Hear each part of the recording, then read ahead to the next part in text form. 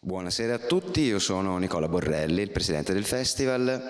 Chiamo qui l'amico Paolo Zelati insieme agli ospiti Mick Garris e Joe Dante.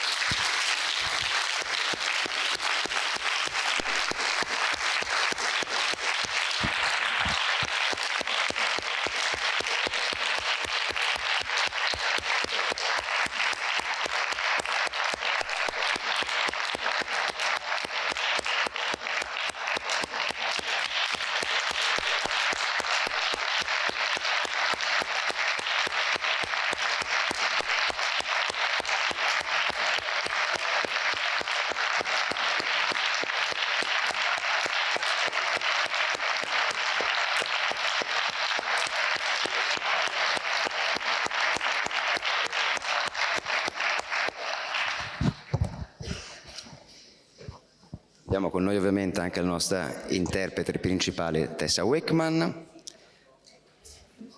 Benvenuto. Welcome again. Nico. Ciao Tessa. Ci vediamo già? Sì, vi lascio a voi.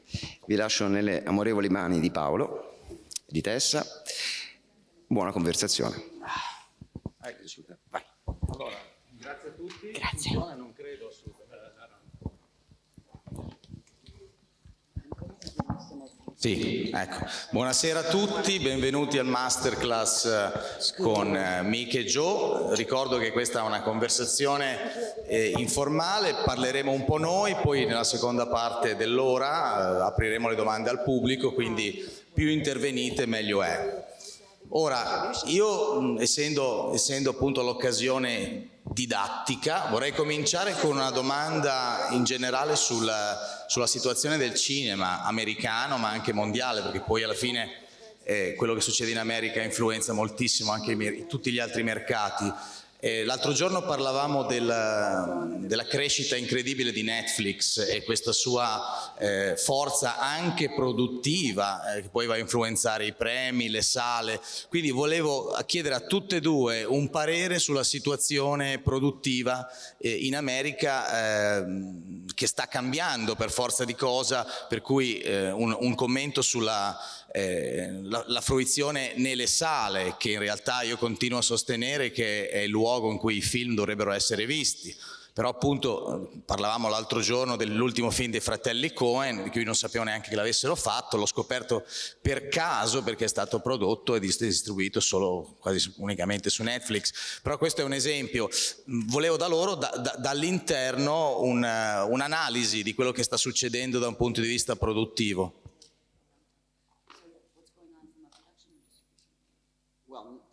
Netflix is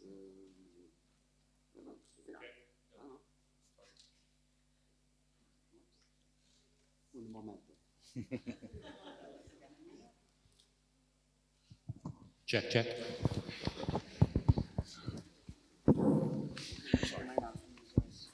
Netflix has upended the Hollywood film industry in a way that they never expected.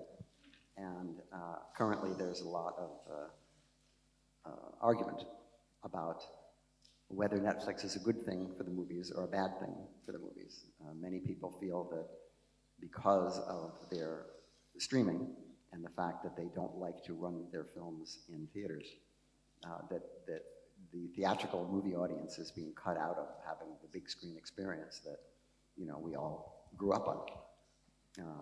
The other side of the coin is that many of the movies that are being made with Netflix's money are movies that would never be made by the studios for, you know, at all. So there's more opportunity in a sense, but then again, they're always running scared in Hollywood, and they're any new development that happens, whether it's VHS or talking pictures or whatever, always sends them into a tizzy.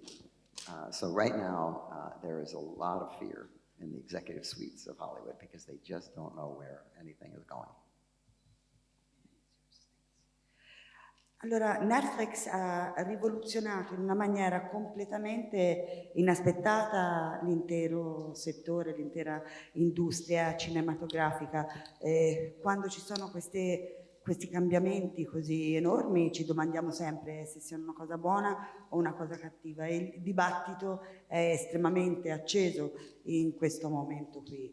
E le persone si schierano su posizioni estreme, quindi abbiamo da una parte la posizione di Netflix, che ritiene che i propri film non debbano essere distribuiti nelle sale cinematografiche, e quindi ne consegue che una parte degli spettatori si possa sentire, diciamo, di non avere accesso a quel tipo di esperienza cinematografica. Dall'altro dobbiamo essere onesti e dire anche che i film che produce Netflix non sarebbero mai stati prodotti dalle grandi industrie cinematografiche, quindi comunque offrono più possibilità, e sicuramente nelle suite dei mega dirigenti di Hollywood in questo momento si respira un'aria pesante di paura, ma Hollywood ha sempre resistito al cambiamento, sia quando iniziò a esserci l'audio dei film in poi.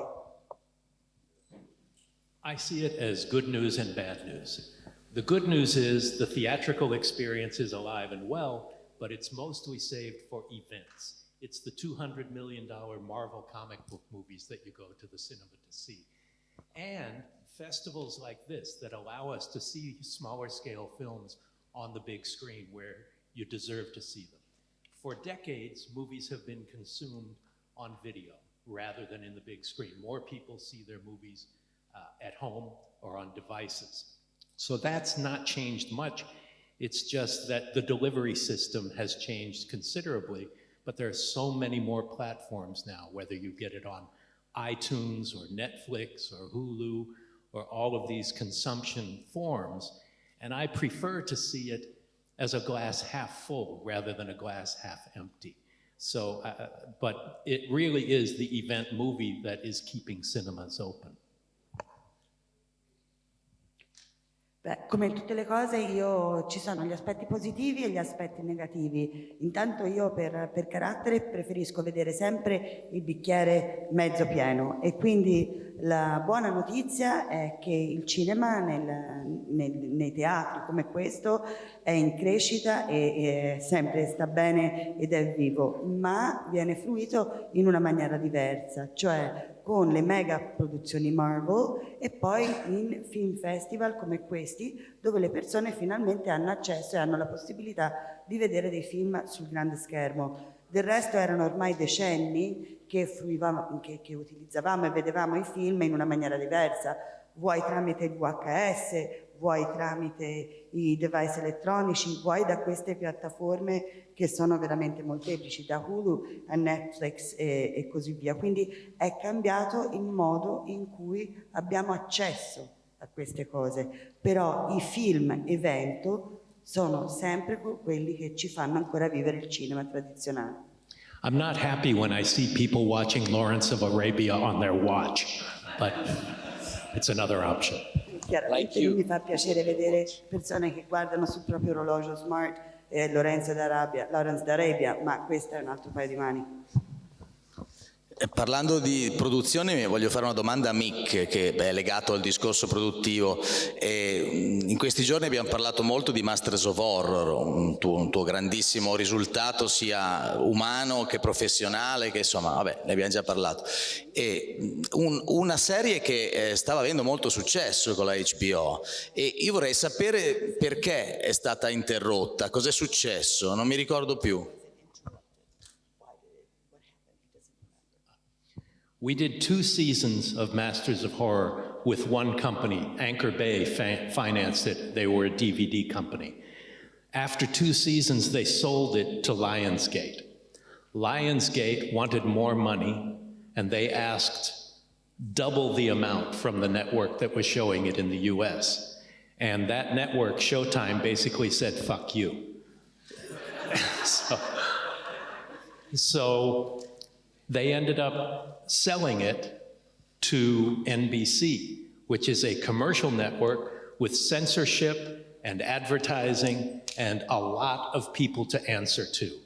And that became Fear Itself, which was really unofficially the 3rd season of Masters of Horror, but I quit before it went into production because of those circumstances. In fact, it lasted like 4 episodes, something like that. Well, they made 13, but they only aired 5 of them. Bene, allora la storia è presto detta. Masters of Horror, come sapete, era una serie e abbiamo avuto 2 stagioni. Le prime 2 stagioni vennero finanziate da Anchors Bay. Anchors Bay poi a quel punto vendette i diritti e vennero venduti. Lionsgate. Allora, e vennero venduti i diritti a Lionsgate, che a quel punto però chiese esattamente il doppio come soldi a appunto la compagnia, l'azienda, e l'azienda gli disse no, andate a fanculo, non se ne fa assolutamente di nulla. A quel punto venne rivenduta ad NBC per quella che è, diciamo, la terza serie che si intitolava Fear Itself, ma NBC, essendo una multinazionale tradizionale, aveva molti paletti delle censure e così via, e quindi io mi licenziai dopo i primi episodi e sono felice di dire che ne hanno prodotti 14, ma sono andati in chiaro solo i primi 5 episodi. I would like to just say one thing about Masters of Horror and Italy. One of the greatest experiences we had, and one of the proudest moments I had, was when we premiered the series in Torino, and Joe Dante's Homecoming got a 10-minute standing ovation because it's brilliant.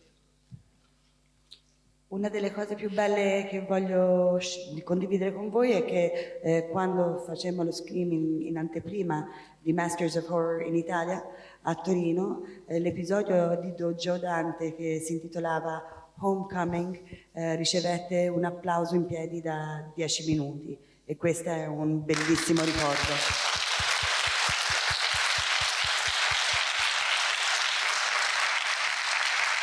Ma, infatti prima parlavamo, io continuo a dire a Joe che Homecoming è un capolavoro, masterpiece. Lui dice che uso questa parola a sproposito. Quindi chi di voi pensa realmente che Homecoming sia un masterpiece? Può alzare la mano per far capire magari a quest'uomo? That's it, thank you. Allora, sì, bisogna anche cambiare il microfono, se no... lo so, ma il signore se no non mi fa...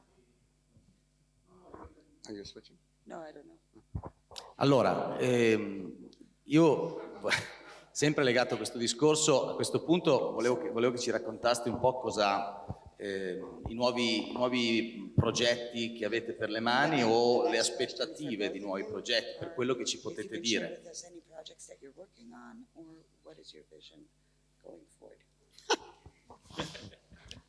Well, my vision going forward is trying to stay in the movie business, it's changed immensely since I began in the 1970s. We no longer shoot on film. Most of the films don't play in theaters. The production has changed completely. The way that the movies are exhibited has changed, and the way you finance films has changed. And so in the studio era, somebody would come to you with a project and you would know that it was already funded. So if you said yes, that was a guarantee you were going to make the movie.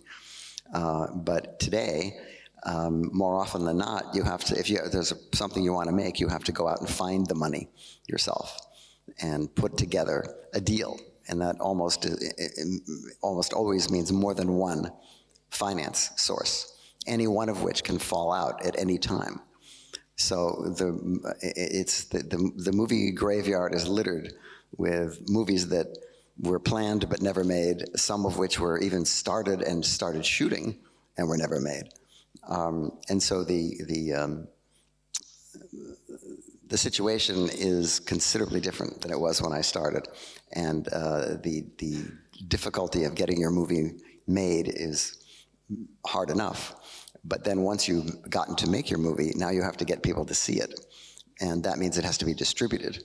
And the number of movies that get made and distributed to motion picture theaters is dwindling. The majority of independent films are lucky to get a streaming release or a DVD release.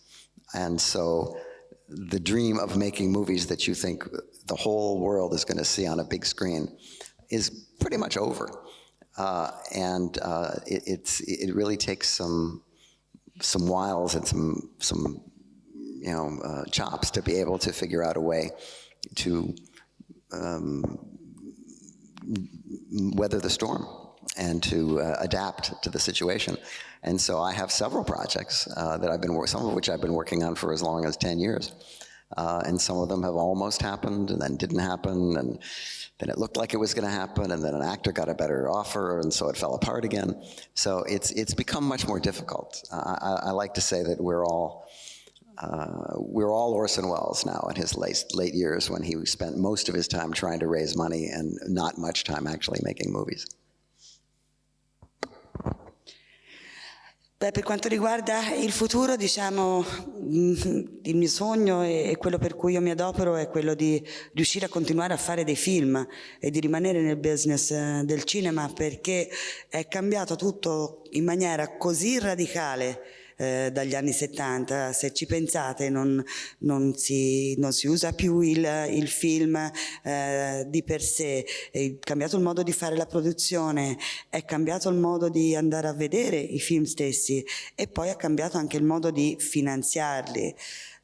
Prima, quando uno studio ti proponeva un progetto, ti dovevi solo concentrare sul fare il film, perché sapevi che era già finanziato.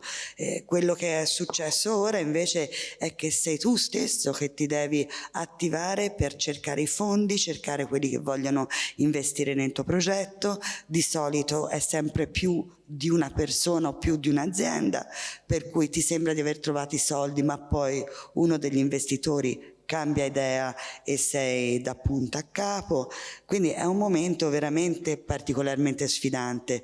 Se poi te pensi, bene, sono riuscita a conquistare le difficoltà del fare il film e ho fatto il mio film, ora c'è da distribuirlo, e anche lì è cambiato il modo in cui le persone hanno accesso ai film, è cambiato la distribuzione.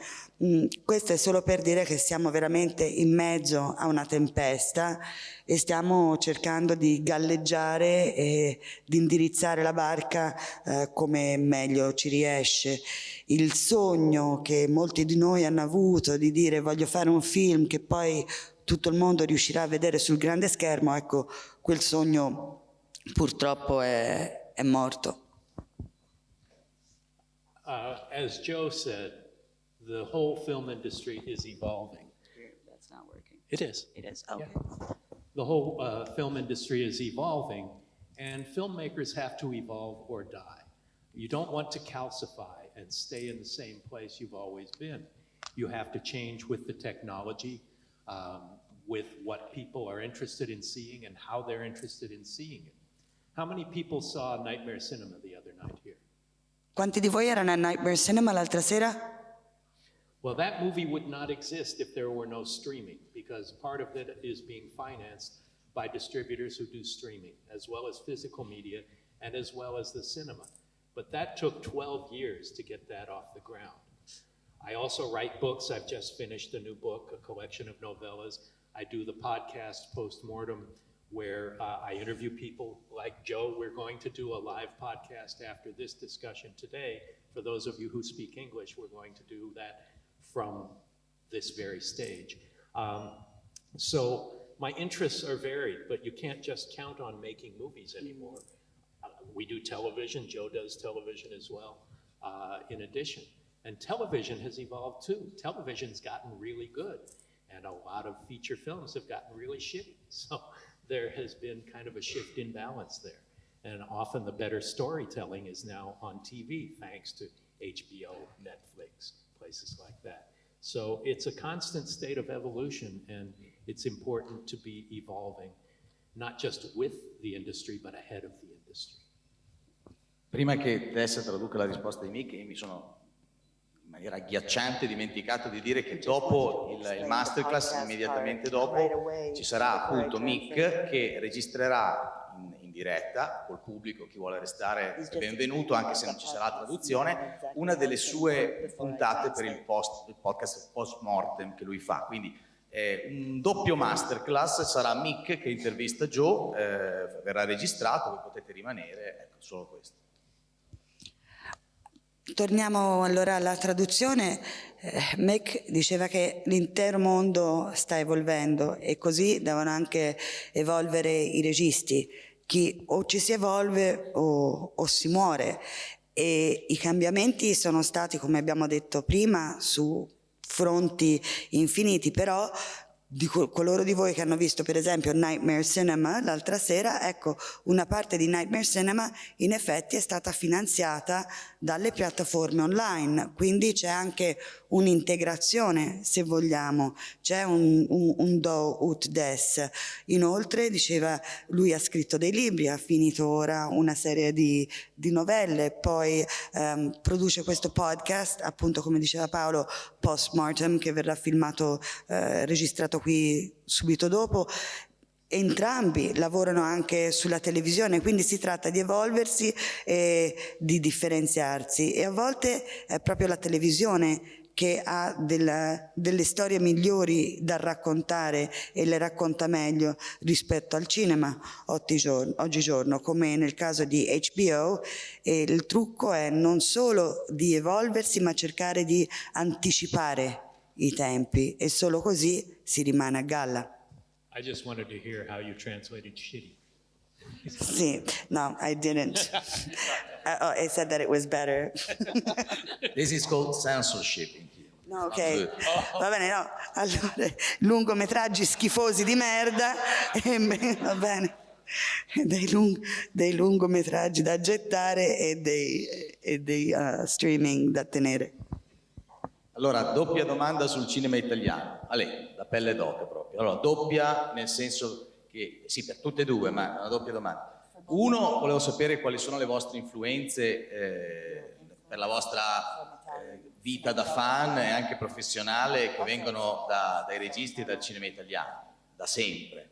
Secondo, voglio sapere se voi sapete, seguite, vi rendete conto oggi, negli ultimi 20 anni, possiamo allungarci anche, dell'esistenza del cinema italiano contemporaneo. Dell'esistenza, scusa? Del cinema italiano. Okay, so do you even know that Italian cinema has existed for the past 20 years? How much is it a part of your life? So the first thing is seriously, what kind of influences? Yeah? And then the second part is how has it influenced, or what impact it's had in the past 20 years? Well, Italian cinema was very important in my life because I'm Italian, but also the Italian cinema had its greatest years while I was in my formative years. The Italian cinema today, I'm sorry to say, is a pale reflection of what it used to be for many, many reasons, some of them political, some of them economical, and some of them artistic. But in the heyday of the 50s and 60s and early 70s, Italian cinema was incredibly popular in America. And movie stars like Marcello Mastroianni and Sophia Loren and Claudia Cardinale were equal footing with Hollywood stars, because these movies were extremely popular and often dubbed into English. But around the mid-70s, the American public suddenly decided they didn't like dubbing anymore, and also they didn't want to read any subtitles. And so the market for imports from overseas just dropped, and that was concurrent with the fact that the sources of financing overseas were also dropping, and there was an influx of American movies that were taking the place of indigenous movies of every culture. And American studios started buying foreign films and not releasing them in America, but remaking them as American films, seldom successfully. But for me, in the 60s, I mean, the great directors, going back to De Sica, and I was, people who were not taken seriously here, but I think people like Mario Bava and Ricardo Freda, and Antonio Margheriti, these are all people that were actually very popular with American audiences. And then, of course, after the Sword and Sandal movies, the Hercules pictures, which became a whole worldwide phenomenon. Then they morphed into the what is derisively called the spaghetti western, which was a huge influence on worldwide movies. And of course, the Sergio Leone and Sergio Corbucci and Sergio Solima, the three Sergios, were very important arbiters of those kind of films. And so I spent a good deal of my time watching Italian cinema, and I've always been very fond of it. And even now, we're still releasing on Blu-ray a lot of the classics like Bicycle Thief and movies that people have, Umberto D, movies that people haven't had a chance to really see for a long time in America. Beh, in merito al cinema italiano, prima di tutto io sono italiano e secondo il cinema italiano ha vissuto proprio la sua epoca d'oro mentre stavo crescendo io. Oggigiorno il cinema italiano è veramente un fantasma, diciamo così, di quello che era una volta, vuoi per motivi economici, vuoi per motivi politici o anche solo di creatività artistica. Se noi pensiamo agli anni 50, agli anni 60, Claudia Cardinale, Sofia Loren, Marcello Mastroianni erano iconici negli Stati Uniti tanto quanto le grandi star di Hollywood, e questo diciamo ha continuato fino agli anni 70. Poi negli anni 70 c'è stato un cambiamento, perché da una parte c'è stata una produzione incrementata di film americani e da quell'altra non si voleva più finanziare, diciamo così, le opere fatte all'estero e anche poi tutto il discorso del doppiaggio, e via via sono andati un po' a scemare. È tornato poi tutto il fenomeno che fu a livello mondiale dei film su Ercole, che poi si è trasformato in quello che è stato il fenomeno degli spaghetti western, e quindi qui abbiamo avuto anche lì Sergio Leone, Bertolucci, che hanno lasciato sicuramente il loro segno. E io sono sempre stato un appassionato di cinema italiano, e una delle cose belle è che con i Blu-ray è possibile rivedere ora quelli che sono stati i classici di una volta. Well, Sophia Loren, Claudia Cardinale, and they helped me become a man. So Joe is an encyclopedia of film history, but especially an encyclopedia of Italian film history. I left that Laura Antonelli. Laura Antonelli, yes, I was already a man by then. But you know, what affected me, I studied the Bicycle Thief in school, and so of course the Leone films and Bertolucci, all of those things were very important, but the ones that affected me more directly were more like Mario Bava and Dario Argento.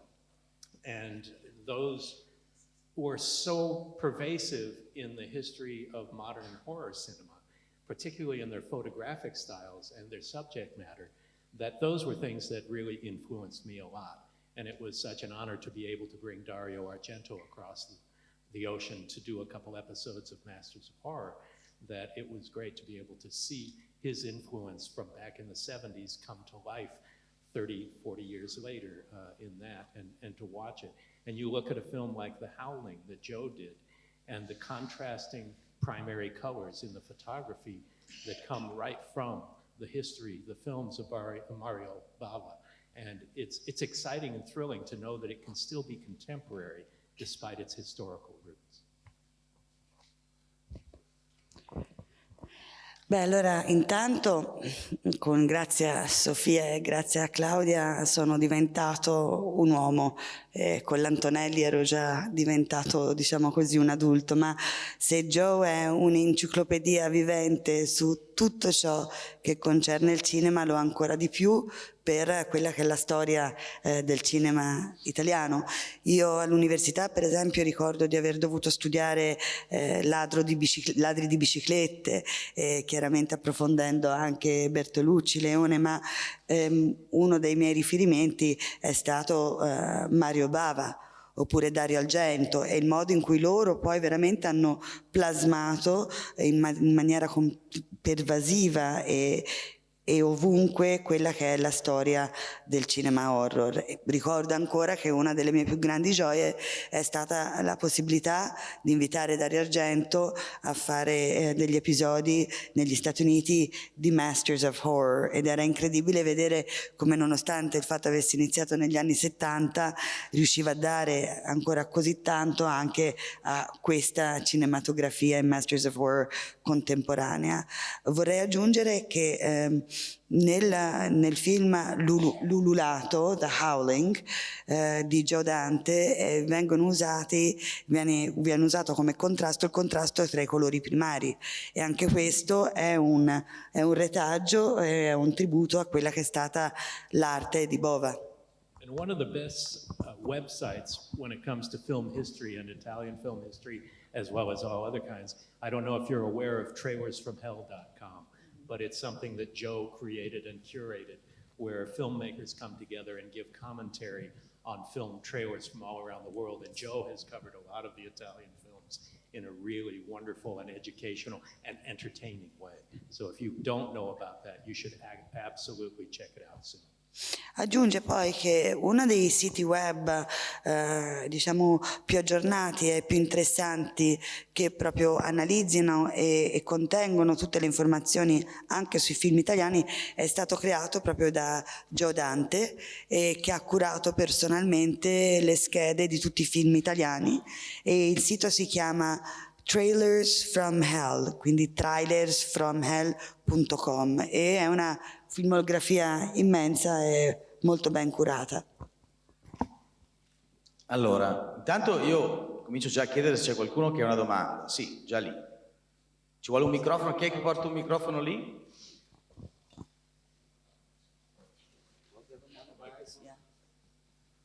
Questo?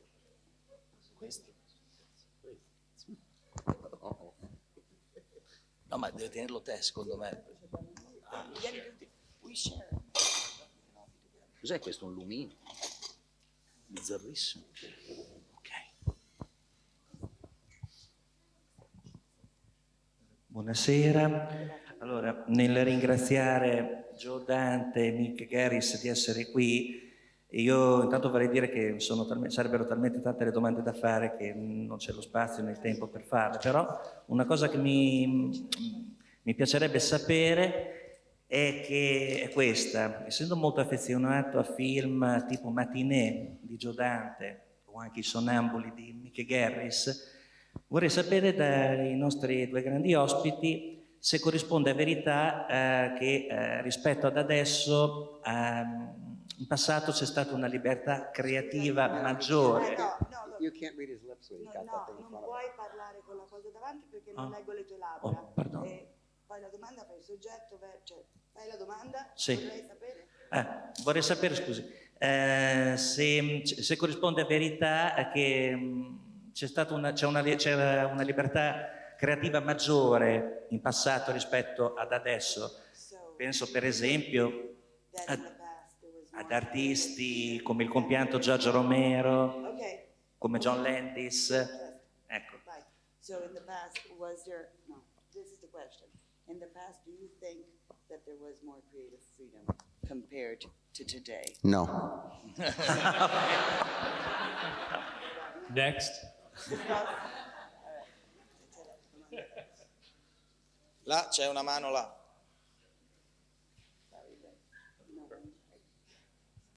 Scusa, no Italiano. You're here with an anthology feature, and of course Joe's done several, and I'm wondering what anthology features are your favorite and or that you look to for inspiration. And also very quickly, I'm wondering, Joe, if you have any update on Man with the Kaleidoscope Eyes. Do you understand that? I understood the anthology part. I didn't understand the last part. No, Guys, you need to speak clearly. Okay. I heard the anthology. The second part of the question we didn't get. Oh, it's just if there is an update on the Man with the Kaleidoscope Eyes. Okay. I've done a number of anthology films. The best horror anthology, I think, is still Dead of Night, the 1945 British movie, which is the sort of the template for all. There had been some German ones in the 30s, but I think that's the one to look for. You know, during the 60s, the Amicus company decided that they were going to compete with Hammer Films by putting more big name stars in their movies, which they did by doing these multi-story movies for which they could hire big names for just a couple of days for each story. And then on the poster, there would be a list of all these distinguished people like Ralph Richardson, you know, and Denham Elliott, and people who didn't do this kind of movie. And it was very impressive. And the movies, as always, rose and fell on which story worked and which story didn't work. One of the better ones, I think, is Torture Garden. And the first one was Dr. Terror's House of Horrors, which has some very good things in it. But eventually they ran that into the ground, and those movies sort of stopped happening. But here in Italy, there's been a long tradition of multi-story movies, and you know, Baboli and Boccaccio 70, and you know, a number of pictures that were very popular in America. And so filmmakers like these movies because you don't have to be responsible for the whole movie. You get to do your own little story with a beginning and a middle and an end. It doesn't have to have a 3-act structure. It doesn't have to carry the movie. And generally, there's more freedom. So I think those kind of films will be popular for a long time, as long as audiences enjoy them.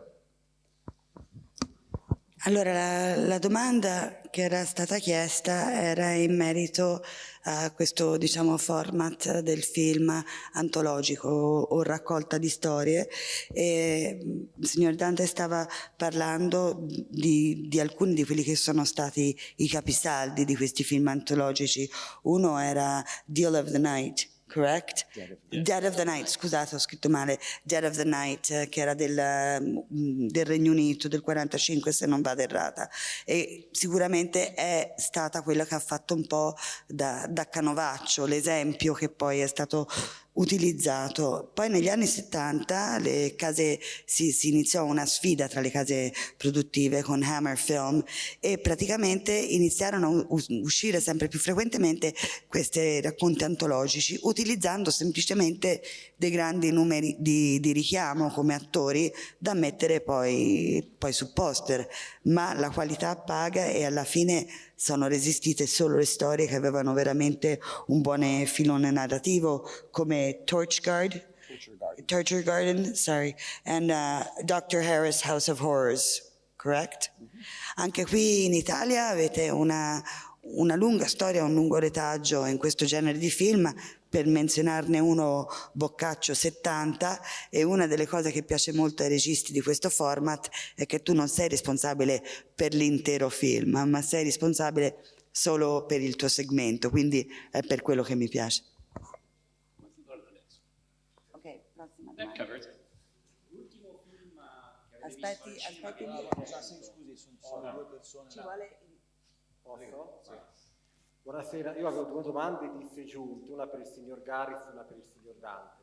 Se il signor Garris ci può... Scusa, non si sente nulla. Allora. Se il signor Garris ci può fornire qualche aneddoto, visto che ha lavorato all'Avco Embassy, no? Che è una casa di produzione molto importante per l'horror e il fantastico tra anni 70 e 80, per quanto riguarda Fog e 1996 Escape from New York, di cui si è occupato per la promozione, per la pubblicità. E anche se ci può parlare un attimo della sua esperienza con Psycho 4, del suo rapporto con Anthony Perkins per l'ultima volta in un ruolo così iconico.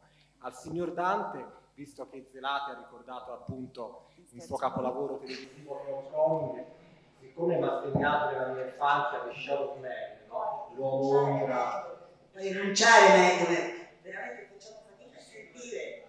Parlare di Homecoming. Sì, se il signor Dante ci può parlare di The Shadow of Man della prima stagione di The Twilight Zone anni 80, è un film della realtà, la prima stagione anni 80, che io avevo già visto i suoi precedenti film al cinema, Piraña, Leoni, che però mi ha colpito negli anni 80, anche quello forse è uno dei migliori episodi in assoluto della stagione.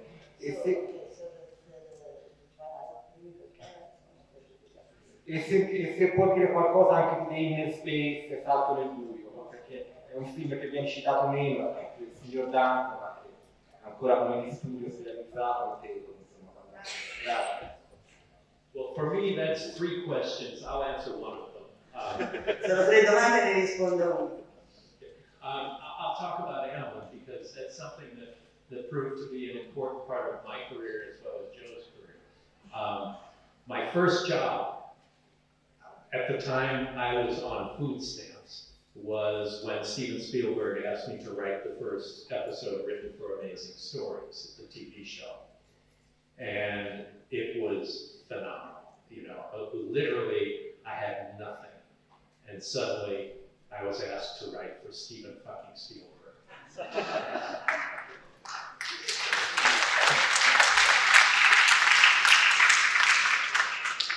And then when he asked me to go on staff, it totally changed my life. I've been working in film and television ever since then. It was unbelievably exciting. I wrote scripts for Martin Scorsese, Robert Zemeckis, Joe Dante, many other filmmakers. And it was my film school. It was the most exciting time to be a part of Amblin. It was explosive everywhere I went. We were on the Universal lot. My office was at Universal Studios. And I could walk from set to set. Steven Spielberg was shooting a movie at the time as well as Amazing Stories. And it was an explosion of creativity and excitement and being surrounded by the most exciting filmmakers in the world, watching them bring my scripts to life and to be paid for it at the same time. It was a phenomenal experience. And there's a much longer answer there as well as the other 2 questions, but suffice it to say that it changed my life in ways that I appreciate to this day.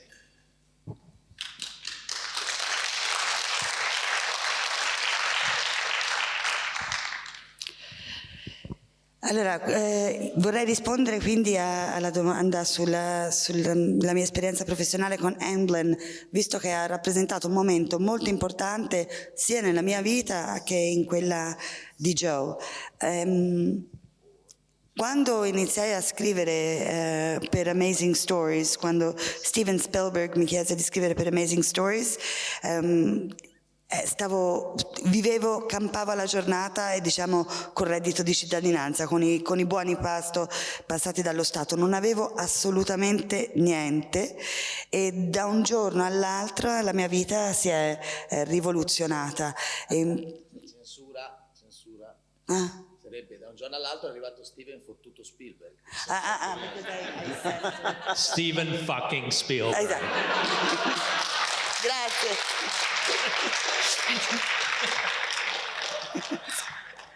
Omissis. No. Da un giorno all'altro è arrivato il fottutissimo Spielberg che vabbè, seriamente mi ha cambiato la vita per sempre e praticamente ho potuto scrivere e sceneggiare film per persone come Rob Zemeckis, per Scorsese, persone come Joe Dante. Era un momento assolutamente esplosivo di creatività, di energia. Pensate che il mio ufficio, avevo l'ufficio proprio dentro Universal Studios perché contemporaneamente a Amazing Stories Spielberg stava dirigendo un film, quindi io passavo da studio a studio, da film a film e praticamente venivo pagato per veder rappresentato e realizzato quello che era stato il mio sogno e quella che era stata la mia sceneggiatura. Quindi niente, mi ha cambiato una vita in un modo che ancora oggi, per cui ancora oggi sono grato e di cui mi rendo tutt'oggi conto. Adesso Joe risponde alla sua. All right,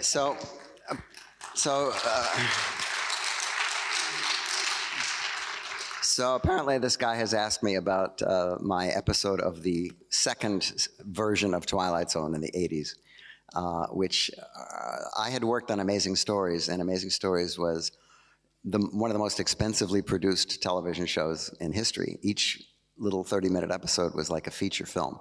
They built huge sets and that you could live in. And the Twilight Zone was, by comparison, very, very cheap. And we had very little time, very little money. But the stories, I think, were actually as good or better than the ones on Amazing Stories. But they just didn't have the production values. And the one I did was called Shadow Man, and it was about a sort of a ghosty kind of a character who looked like the Shadow, and he lived under people's beds, the kids' beds, and he came out and killed people. And the hero of the movie is a nerdy kid who is unhappy, and he uses the Shadow Man to get revenge on the kids who don't like him. It was shot probably in 4 days. It was very, very fast. It's not something that is often remembered, and that's why apparently this guy remembers it. And it was fun, but it was a blip in my career. It's even hard to find those shows now because they were shot on film but edited on tape, and the only things that exist now are these fuzzy copies of the tapes because the film material has been junked. So it's typical of many shows from the 80s that are never going to look any good because no film element exists.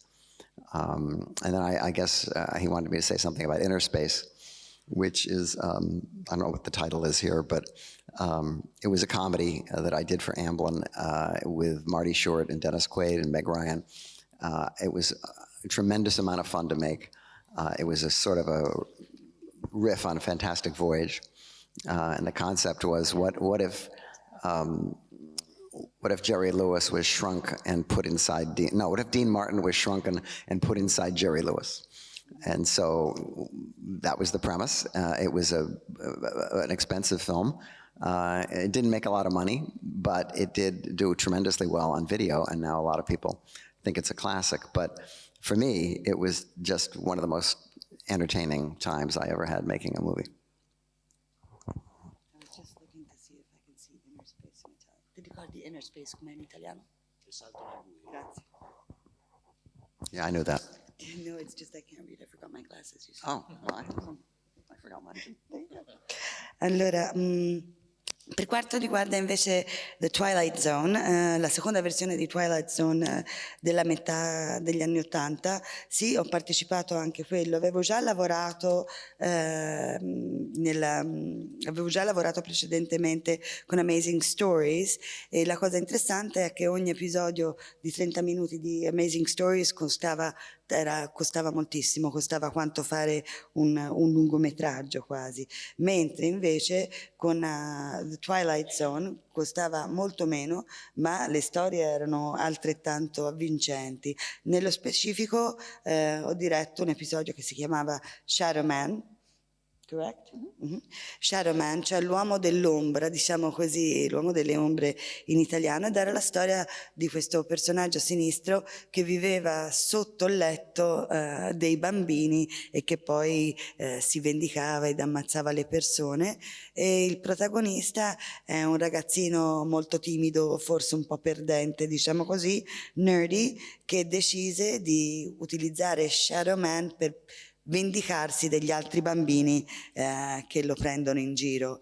Purtroppo tutte queste cose erano proprio su film, poi riversate sul nastro, quindi è molto difficile vederle, e quando le trovi spesse volte la qualità non è ottima, anche l'immagine è un po' sfocata e così via. La seconda domanda del signore era su Inner Space, un film comico, forse uno dei film che mi sono divertito di più a fare, che all'origine non è che incassò tantissimo di botteghino, però è diventato un classico, una commedia, un classico da guardare in videocassetta con gli amici.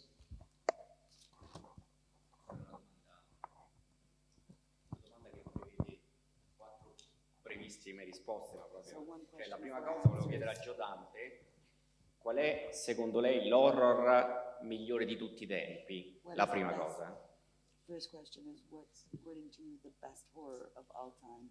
Per lei. World War II. Donald Trump.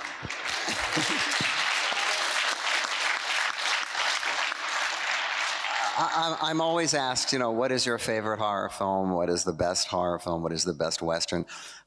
I've seen so many movies, and there's so many movies that I love that it's literally impossible to choose one over the other. Beh, allora, qual è l'horror migliore? Onestamente la seconda guerra mondiale. E poi questo è il tipo di domanda a cui mi viene chiesto molto spesso: qual è il tuo western preferito, qual è il tuo film dell'orrore preferito? Io ho visto così tanti film e ci sono così tanti titoli che ho amato profondamente che non mi è possibile prenderne uno, ad esempio. L'ultimo che l'ha incuriosita? What's the last movie you saw that you thought, oh, that's interesting? The last movie, what is the last movie I saw even? Oh my God, it was. Well, the last movie I saw was by Claire Denis movie, and the less said about it, the better. My mic was open. Dice, l'ultimo film che ho visto, beh, meno ne parlo, meglio è. Passiamo oltre. Aspetta. E poi le ultime due cose velocissime. Cosa pensa di questi, tra virgolette, esperimenti come Paranormal Activity o Blair Witch Project? What do you think of these experiments? Let's call them like Found footage. Just recently, somebody I know personally said to me, if I see another found footage movie, I'm going to kill myself. I won't tell you who it is, but he's on the stage.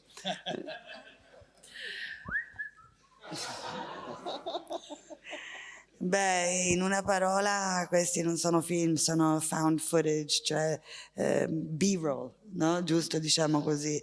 E giusto l'altro giorno un caro amico, di cui non dirò il nome, ma che è qui sul palco con me, mi ha detto: se mi tocca vedere un altro film come questi, m'ammazzo.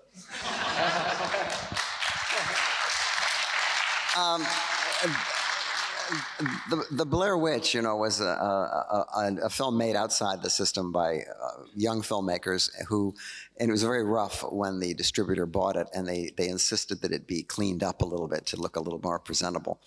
And it was quite the phenomenon when it first came out. Although the screening that I was at in Santa Monica, which was packed with people, they did all the requisite jumping and gasping and all the things that you were supposed to do. But when it got to the end of the movie, there was this silence, and a guy said, "Is that it? That's it? That's all there is?" And it seemed to be an exercise in emptiness to me. But because it was so successful, it spawned a whole raft of similar kind of movies that sometimes did it as well and sometimes didn't. But I think as a genre, it's kind of a dead end. Thank you. Allora, tornando al Blair Witch Project, che venne realizzato da delle persone molto giovani e poi prima di essere, diciamo, proiettato e distribuito venne un pochino, diciamo così, ripulito. Devo dire che io sono stato a una proiezione di questo film in California e il teatro era assolutamente strapieno, tutto il pubblico ha fatto pezzo per pezzo esattamente ciò che doveva fare, ha urlato quando doveva, è saltato su nella propria sedia quando doveva, e quindi sembrava andare tutto per il meglio, salvo che poi, quando il film è finito, una persona nel pubblico ha detto: e beh, è tutto qua? E allora il resto?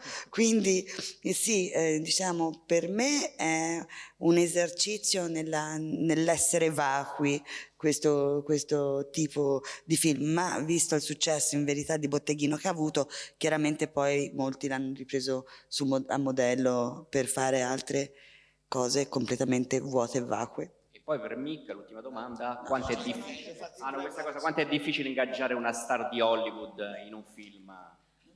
Quanto è difficile ingaggiare una star di Hollywood in un film horror o di genere? Okay, so the last question is, how hard is it to get a famous actor to participate in a horror film? You could answer that. If it's good, it's not hard. Se è un buon film non è difficile. A good horror film is a good film. A bad horror film is a piece of shit. But you know, I've been able to work with people like Pierce Brosnan with Steven Weber, with a number of really terrific actors, but it's all about the material. You know, to me, a slasher movie is not a horror film. It's just an entertainment for a certain kind of audience that's looking for a little bit of gleeful bloodletting. But if you have something of substance, like Stephen King material, something that's dramatically well-grounded, then drawing a good cast to that is no different than from any other kind of material. Allora, per me un buon film dell'orrore è semplicemente un buon film e un cattivo film dell'orrore è semplicemente una cagata. I did it. It's hard, I'm warming up. Quindi alla fine del giro si tratta di avere del buon materiale e quindi se tu fai un buon film e un buon materiale non hai problemi a trovare degli attori fantastici e sorprendenti come Pierce Brosnan, per esempio. Secondo me questi slasher films, cioè questi film di accoltellamenti e sangue a go-go, non sono film dell'horror, sono semplicemente un modello per la gente per distrarsi e perdere tempo. Un buon film dell'orrore sono quei film tipo quelli basati sui libri di Stephen King. Ecco, a quel punto lì, se tu hai una buona storia, non hai problemi a mettere insieme un cast eccezionale. Yeah, we got Mickey Rourke in Nightmare Cinema. We had Ruby Dee and Ossie Davis in The Stand. We had Olivia Hussey in Psycho 4. So, you know, they're out there wanting to play a good part. And that's the most important thing. Ci sono questi attori che sono fuori e che non vedono l'ora di recitare, di ricoprire un ruolo straordinario. E come nel caso, per esempio, in Nightmare Cinema c'è Mickey Rourke che è il proiezionista, oppure in Psycho 4 avevamo Olivia Hussey. Quindi ci sono questi attori che poi un buon film è un buon film. Allora, abbiamo tempo per 2 o 3 domande. Tu chi è? Adesso io non lo so chi è. No, guarda. No. Lui ha già fatto. 6 more questions. Si porta il microfono a uno di loro?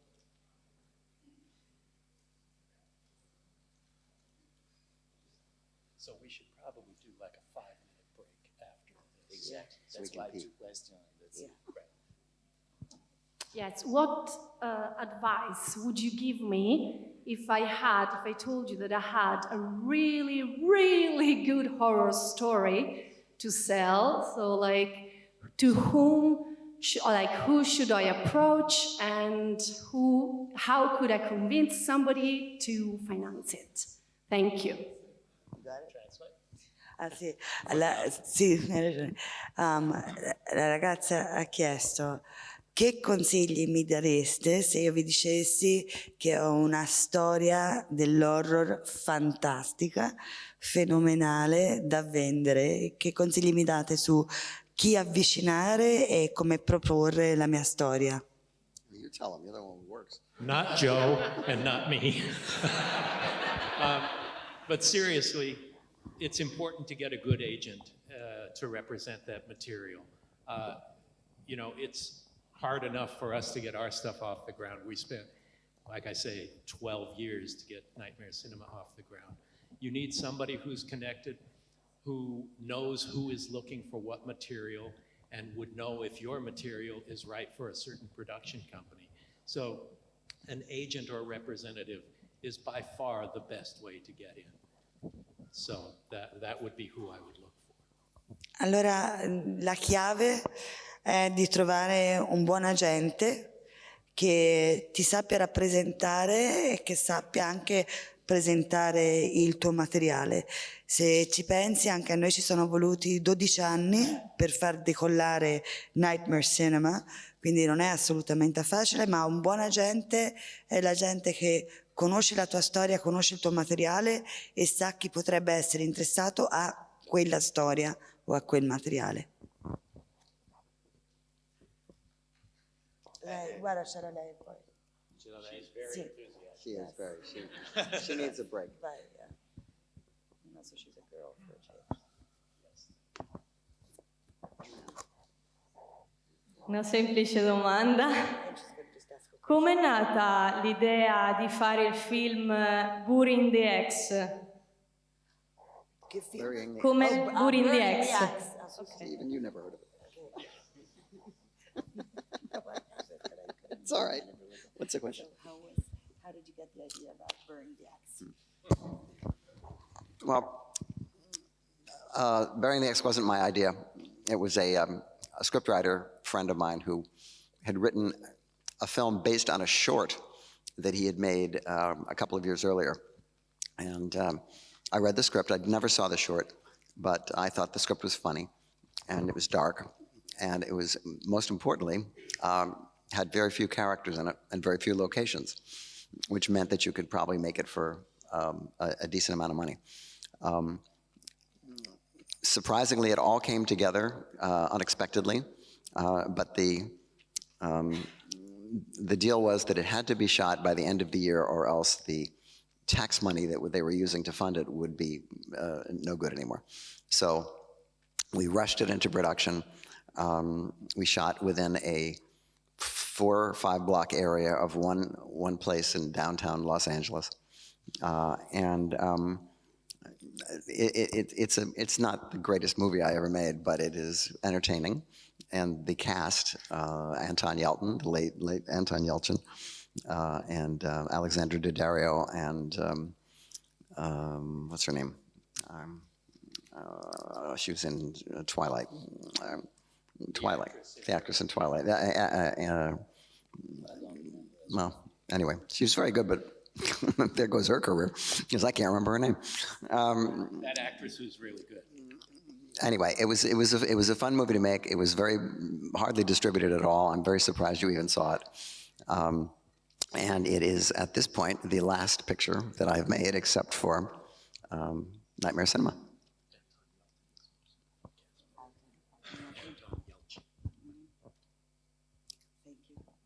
And that's the last movie you've done together? Yeah. Allora, Burying the X, praticamente la sceneggiatura era basata su un cortometraggio precedente e quando l'ho letto l'ho trovato veramente divertente, un po' dark, un po' scura e cinica, e mi è piaciuto molto anche il fatto che aveva pochi personaggi e che si svolgeva in poche location. Questo chiaramente significa che è possibile anche lavorare con un budget un attimino più ridotto. Avevamo avuto anche dei finanziamenti, quindi siamo andati molto velocemente, abbiamo filmato il tutto in circa 4-5 isolati in centro a Los Angeles e avevamo un gran cast. Anton Yelchin era uno dei... Anton Yelchin, e Ashley Greene invece era la protagonista ed era veramente di grande talento. Ci siamo divertiti un sacco a farlo e a questo punto è l'ultimo film che abbiamo fatto insieme. Allora, adesso dobbiamo purtroppo fare 5 minuti di break, mi dispiace per chi ancora doveva fare le domande, perché poi inizia il post mortem di Mick, che dura un'ora anche quella e non ci stiamo più dentro proprio. Grazie di essere venuti, c'è Joe Dante però che parlerà per altri 20 minuti. I just want to say for both Mick and I what a terrific time we've had and how much we appreciate being invited to this festival. And that all the people out there who have sat through our ramblings are obviously people who really love and care about movies. And that's what festivals are all about. And this is a lovely city, and we really want to thank you for inviting us.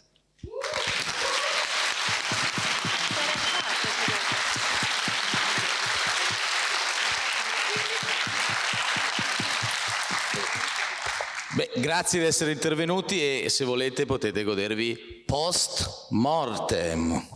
And so in English. Questions as well, but the show is in English, so questions and answers will need to be in English as well. So any of you who do speak English, we would love for you to stay and participate. And thank you so much for being a part of this. And I love Luca.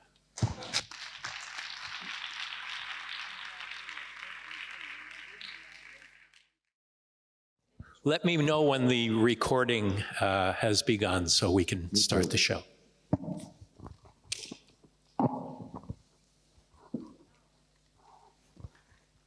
And you are welcome to applaud when we start and introduce. I'm going to say that we are live at the Lucca Film Festival. Any kind of audience reaction is... Only when Joe is talking. Yeah. Okay. I'm Mick Garris, and we are live at the Lucca Film Festival in Lucca, Italy, with Postmortem, and our special guest tonight is here in Italy with me, where we did the Italian premiere of Nightmare Cinema a couple days ago, the creator of Gremlins, Gremlins 2, The Howling, Piraña, Matinee, The Burbs, the great filmmaker, Joe Dante.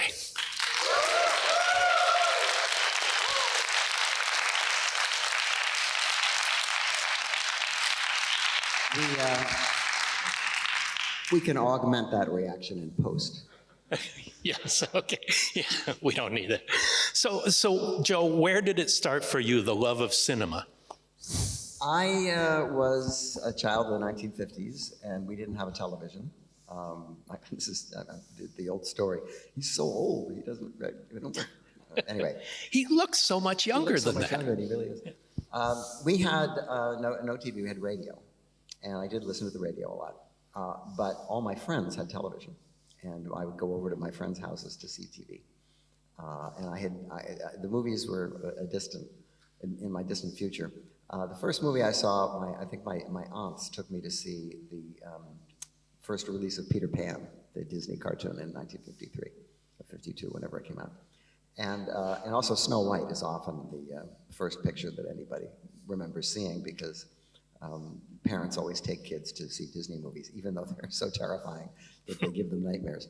But that may be part of why I and many people in my generation gravitated toward scary movies. It was because the first movies that we saw, while nominally for children, were actually fairy tale movies. And as we all know, fairy tales began in a much more horrific fashion than they sort of were watered down into. But Disney seemed to take delight in playing up the more horrific aspects of fairy tales. And I mean, the transformation sequence in Pinocchio, where the kid turns into a donkey, was actually a big influence on The Howling, because it's a terrific transformation sequence. And so I just fell into loving movies. I wanted to be a cartoonist, and I was mostly interested in comic books, and particularly the Carl Barks, Donald Duck comic books. And my parents wouldn't let me have horror comics because they were considered, there was a nationwide campaign at the time against comic books. The EC comics, like Tales from the Crypt and Vault of Horror. Tales from the Crypt. And there was a doctor named Dr. Frederick Wortham, who authored a bunch of books about the pernicious effects of comic books and how they were turning our whole nation into juvenile delinquents. And Exhibit A was the EC comic horror comics. And so I was never allowed to have them. But one day, while walking the dog, I found outside our house in a gutter a beat-up, used copy of one of the horror comics. And I snuck it home, and I took it and read it under my covers. And it was a guy crawling back from a grave and coming out of and it was more graphic than anything I had ever seen. And it really did give me nightmares. I was so unsettled by the images in this comic book that I started to think, well, you know, maybe they're right. Maybe these really are not good things to have. But there was something about, you know, when you're a kid, you don't think you're ever going to die. So death is sort of abstract to you. But the idea of coming back from the dead and being a ghost and rotting flesh and all that stuff, for some reason appeals to kids. And I think that eventually leads to a fascination with movies that scare you and movies with dark themes. And of course, being a child of the atomic age, you know, when I finally did start going to the movies, I got a steady diet of giant insects and, you know, mutations. And things that were caused by atomic power, and we were taught to be afraid of it. And, we had duck and cover drills where they kept telling us the Russians were going to bomb us. And so it was a very paranoid period, and I guess that was a great time to get interested in horror movies. Well, that leads us into Matinee. Matinee is your telling of what it was like during that childhood, during the nuclear bomb scare, all of this stuff taking place in Florida. How did that come to be, and how did it morph over the pre-production into what the movie was? Well, after I had made Gremlins 2, I was still on the Warner Brothers lot, and a writer came to me with this script called Matinee. And it was intriguing, but it was not the same movie that we ended up making. It was this movie was about a group of people who used to go to a certain movie theater, and now it's closing and becoming a video store. And they all gather around to sort of remember what it was like to go to the movies there. And it's all larded with a lot of fantasy and the imaginings that the projectionist is a vampire and that the usher is a monster. And it was a cute idea, but nobody wanted to make it. And but we didn't really want to throw it away because there was this movie within the movie called Mant, half man, half ant, all terror, and it was a homage to the B movies that I had seen when I was growing up. And it sort of left me thinking, well, there must be a way to still make this picture. So we hired a couple of other writers at various times, and they brought in certain other elements. One element was the idea of a horror movie actor coming to the local theater and to promote his movie. And that didn't really fly very well. But we hired a writer named Charlie Haas, and he came up with the idea of setting the movie during the Cuban Missile Crisis and having the local theater hosting the sneak preview of the new horror movie by famous horror director Lawrence Woolsey, played by John Goodman, who is modeled basically out of William Castle, and he makes gimmick movies where stuff comes out at you from the screen and things get thrown at the audience and the theater rumbles and all that stuff. And for some reason, Universal let us make this movie, which of course went on to be not very famous, or it opened. It was really a more famous than successful, perhaps. It was an independent kind of movie, but being allowed by a big studio to make it meant that it had to open wide, and it was really more of a Miramax kind of movie where you open it in a couple of small places and you try to get some reviews and bring the audience along. But in this case, they just dumped it. And it, didn't really set the world on fire. But over the years, a number of people have found it. And even in its initial release, it was kind of nice to see parents bringing their kids to see this movie, to show them what it was like when mommy and daddy used to go to the movies when there was only one screen. Because in today's movie market, this is an unusual theater that we're in here in Lucca, because it's a single screen theater, and it's modeled very much on the kind of theaters that I grew up in and the kind of theater that we see in Matinee, which we had to build in Florida. And it also has a balcony, which figures very strongly in the climax of Matinee. And very few of the movie theaters that people frequent to see movies now today fit that model. One of the most gleeful moments of filmmaking is the 20-minute version of Mant itself. Obviously, you weren't going to show that much of the movie, but tell me about the whole process of making it and what was behind that. Well, we needed to have enough film to project, to shoot the stuff. We had to build the interior of the theater. We shot it in the Universal Studios in Orlando, and some of it in a place called Cocoa Beach, which is near Cape Canaveral. In fact, we actually saw a rocket launch at Cape Canaveral while we were making the movie. And so the first thing we shot was this movie Mant, which is in black and white, and it's about a guy who when he goes to the dentist and he gets x-rayed, he discovers that he's got a lot of radiation and he's turned into a giant ant. He's got a huge ant head, very much like in The Fly.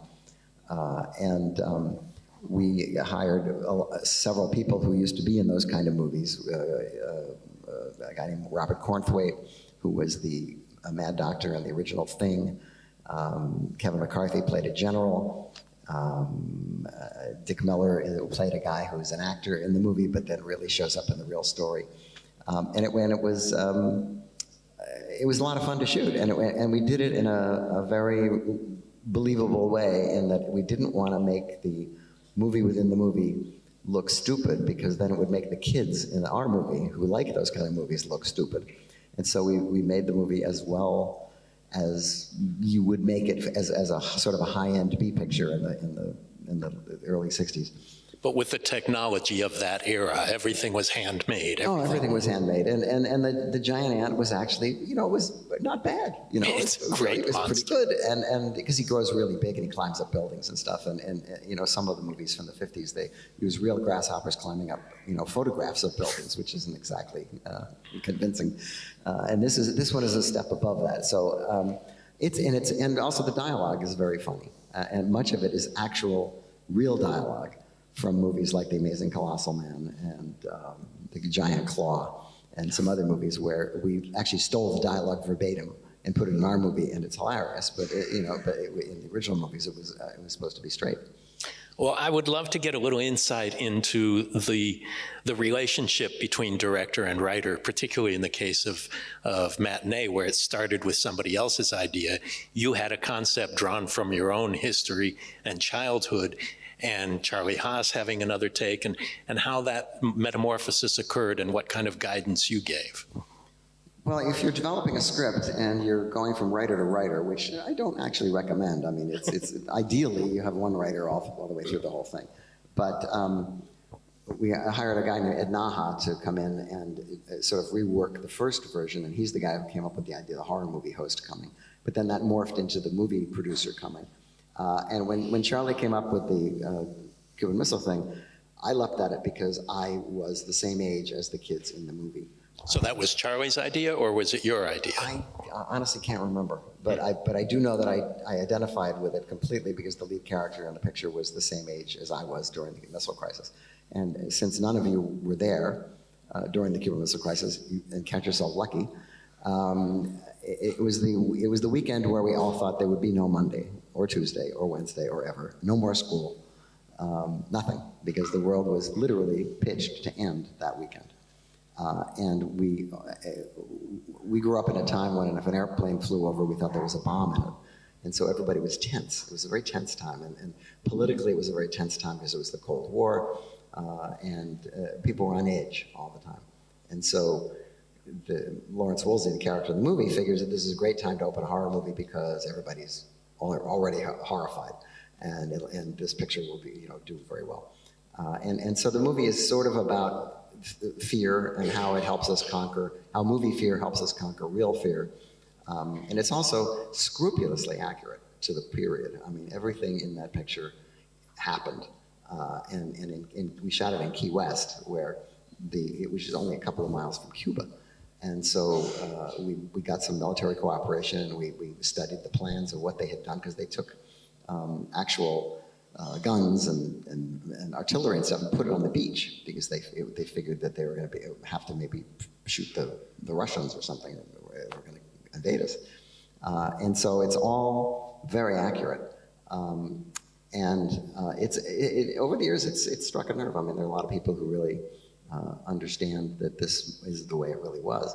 And the people who were there have all said to me, this is very accurate. But it's a funny movie. I mean, it's entertaining. It's about kids, and it's about trying to get laid and going to the movies, which is like they're not mutually exclusive. And it was it was a lot of fun to make. And I can't say it was disappointing, because I always knew it wouldn't be a success. But I was very glad that they let me make it. Well, one of the hallmarks of a Joe Dante film is that they are very subversive. They're socially and politically aware and have something to say, but they don't preach at you. You sneak it in, sometimes more overtly than others. But maybe the first time it was really powerfully noticeable was maybe Gremlins 2? Well, Piraña, frankly. Piraña actually is John Sayles wrote Piraña, and he inserted a whole lot of political. Piraña, the idea is that there has been an army test site that has been overrun with these mutated fish that were created to be put into the rivers in Vietnam and help us win the war. And so the whole idea of Piraña, which is mainly people trying to get to a summer camp before the piranhas do and warn them, is that the idea of the government using your tax dollars for things. Your tax dollars at work, one of the characters actually says. And so it was a comment. It was a comment on it was a Vietnam era movie, and it was a comment on the war. And it's easy to do that in science fiction and horror films because the surface of those films is really what the audience comes to see, and anything else is extra. When it came time for me to make Homecoming for Masters of Horror, it's a completely different deal because it's not subversive. It's just all out in front. It's a propaganda movie. Sam Hamm, the writer, and I were disgusted with the fact that the media was cheerleading this dumb war. So we did this story about soldiers from the Iraq War who come back as zombies to vote out the president that sent them there. And when we ran it in the Turin Film Festival as one of the Masters of Horror episodes, it got this amazing reception. I mean, it was an almost embarrassing 10-minute ovation for the 10-minute standing ovation, and I was there. I contend that it was not because it's such a great movie. It was because they were so amazed that there were any Americans who hadn't drunk the Kool-Aid and weren't actually all, trying to, promote the war. Don't sell yourself short. It's a great movie, too. The problem is, look, movies, we'd love to make movies that say something, and we'd love to try to change people's minds. But the fact is that if movies could really change people's minds, we would have all disarmed after Dr. Strangelove came out. And that's never going to happen.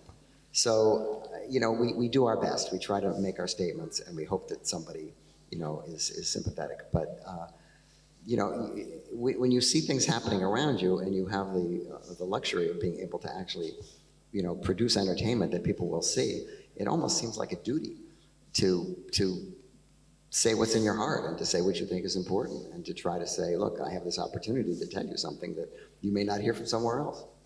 Were you brought up in a socially and politically aware family situation? Not really. It was the 50s. Nobody was aware of anything.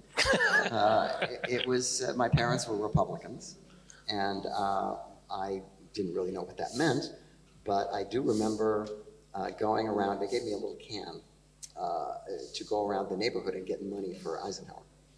And I like Ike. I knocked on one of my neighbors, and I'm like, 8 years old, and I knocked on one of my neighbor's door, and I called out to them and I said, would you like to donate? And they said, oh no, I'm sorry, we're Democrats. We're for Adlai Stevenson.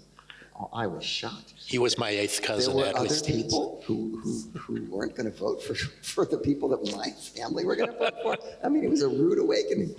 So I wouldn't exactly call them.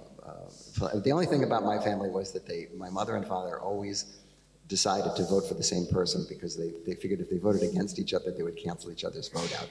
And True enough. So one would talk the other into voting for the other person, but it was always Republican. Whoever was more passionate. Yeah. What was school like? You were at a time of great protest and political action and activity. Were you involved at that time? Well, not in elementary school. No, I mean when you were in college. Well, in elementary school, I was in it was an experimental period. They were always testing new things, and so somebody would come and they'd say, "This is the SRA reading laboratory," and they would give you these exercises that were on little cards, and then you would have to write them out very quickly.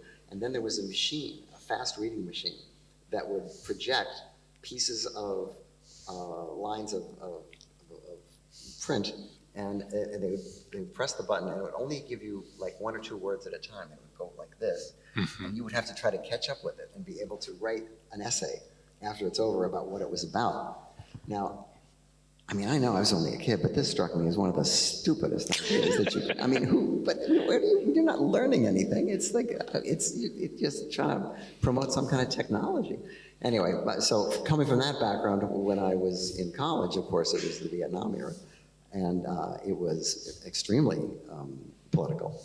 And there were be-ins. I don't know, probably none of you remember be-ins, but the idea was that everybody would just go and be. Go to a park and you'd be. At love-ins. Balloons and love-ins. Of course, there was there was free love, and there was no STDs, or very few. There was pre-AIDS. Everybody said, boy, you got really lucky, you guys. Well, you'd be surprised how few people really got laid. Were your college years when you first became aware that maybe you wanted to become a filmmaker? No, I wanted to be a cartoonist, and I wanted to, I drew my own comic books when I was a kid, and I sort of thought that, you know, it would be a fun thing to be a cartoonist, until one day I woke up and I said, I looked at the newspaper and they had all these comic strips, and each one of them had a new joke.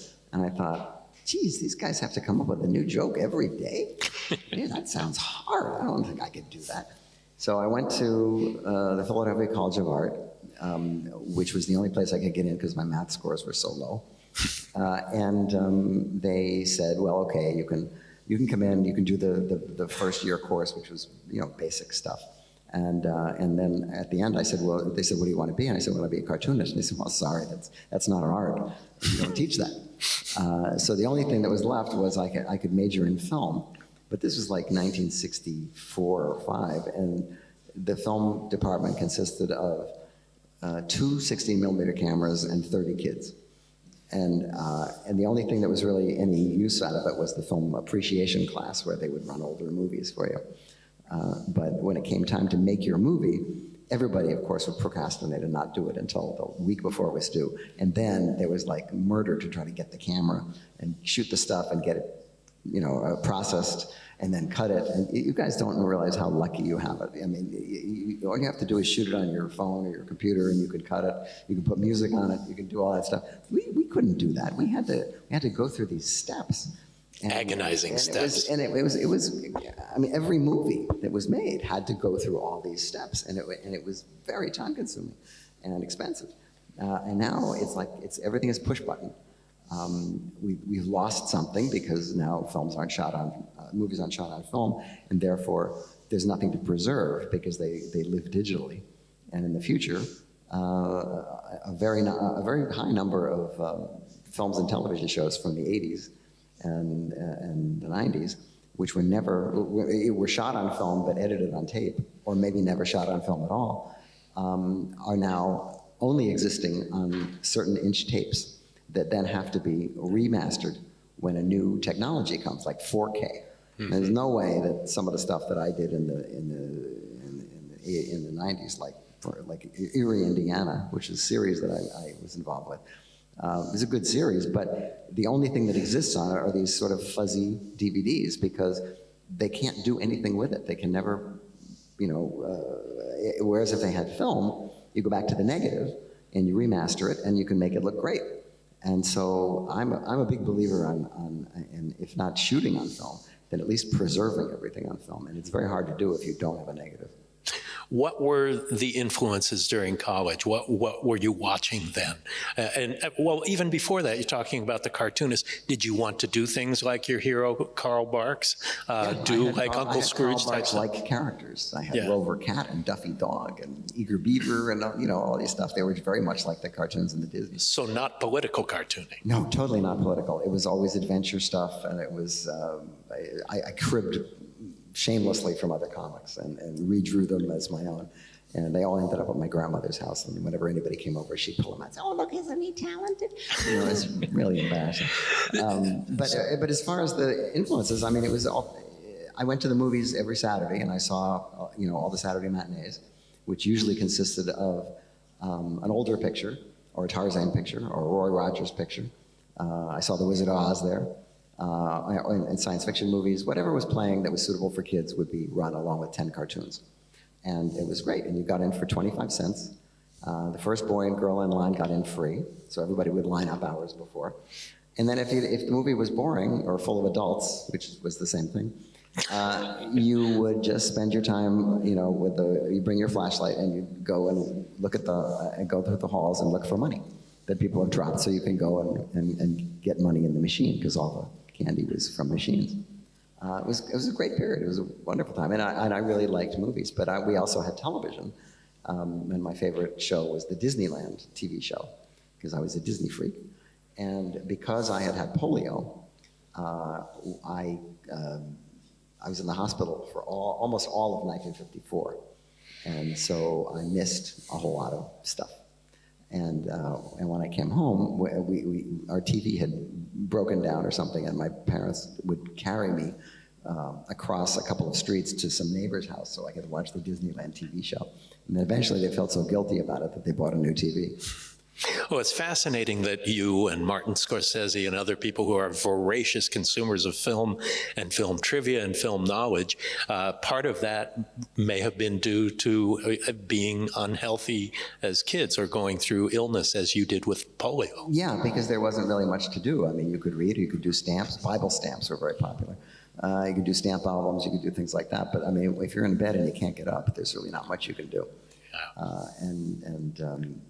So I really relished when I finally could get around, I really relished the idea of walking to the movies.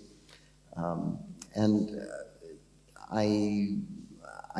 I didn't intend to be a movie director. I fell into it because I wanted to go out to California, work for Roger Corman in the trailer department, making trailers. And I got a chance to direct a movie, co-direct a movie with a friend of mine. And it was my friends had made a bet that it would be the cheapest movie that had ever been made at that company. And it was the only way he would liberate us from doing trailers. So we made this picture in 10 days. He was currently making 3 girl pictures, teachers, nurses, and girls who would take their clothes off and get into trouble. And they were always comedies, and they were always made very cheaply. And so we said, well, what if we do actresses?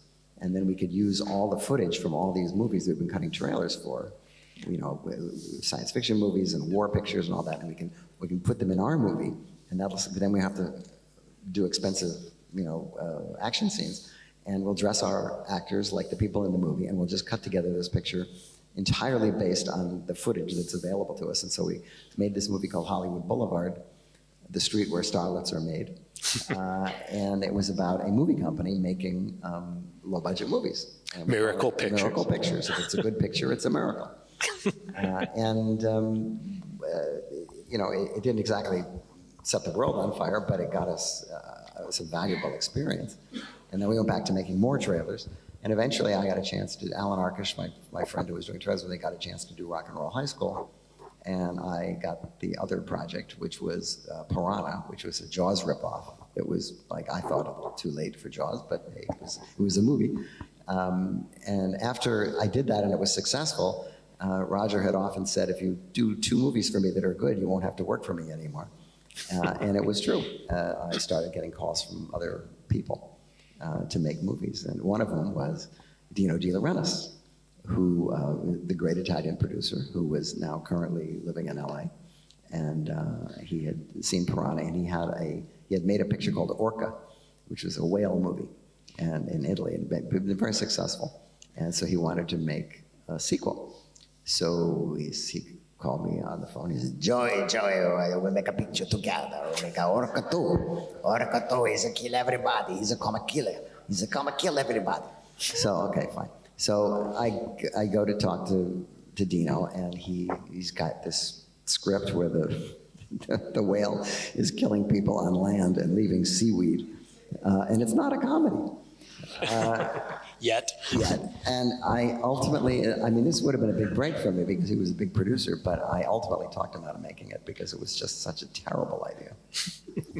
Well, somebody else who was impressed by Piraña and who hired you to do the next movie because Piraña was the best ripoff of Jaws was Steven Spielberg. And I'd love to talk about the Amblin years a little bit because not only did you do Gremlins and Gremlins 2, but you did Amazing Stories, you did Small Soldiers, you did Inner Space, and this was kind of the peak of Amblin's production years and a huge change in your life. Tell me what the difference was when you went from Piraña to Gremlins.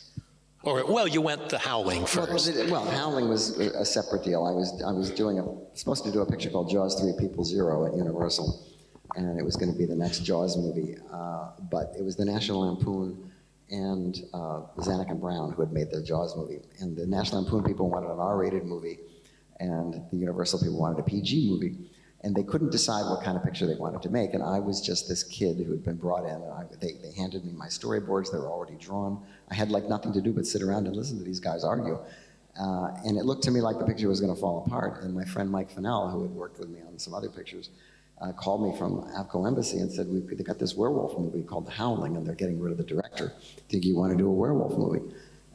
And I said, well, I don't know. I don't think I can leave this. It's a big studio movie. I don't think I could just walk out on it. So I went to a friend of mine who was a studio executive, a junior studio executive, who had said to me when I first came there, he said, you know, this studio movie business is really complicated and tough, and I just want you to know, if you have any problems or any questions, you know, come to me, because I can sort it out for you. So great, okay, so I decided to go to him and say, so what's the story? What's this Jaws 3 thing? Is this gonna happen, or what's the deal? I can't talk about it.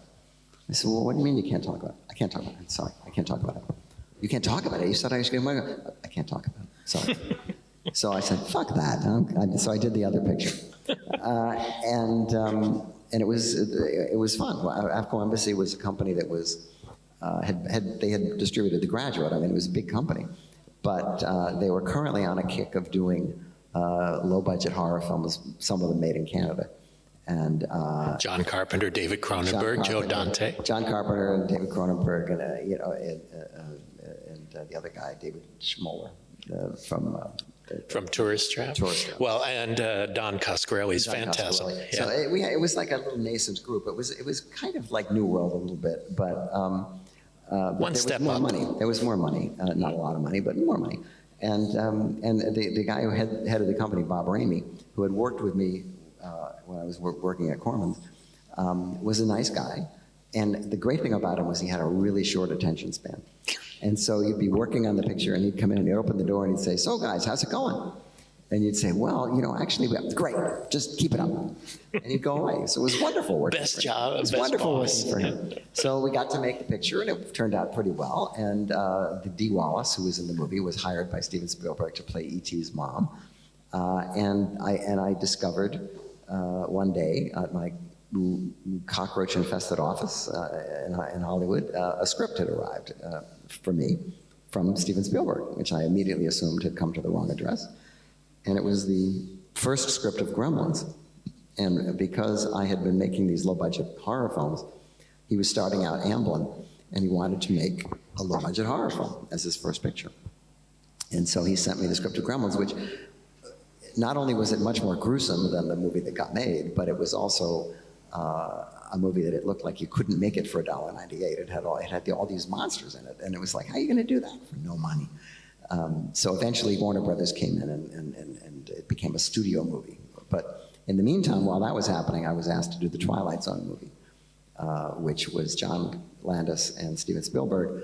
We're going to do a feature film version of the Twilight Zone.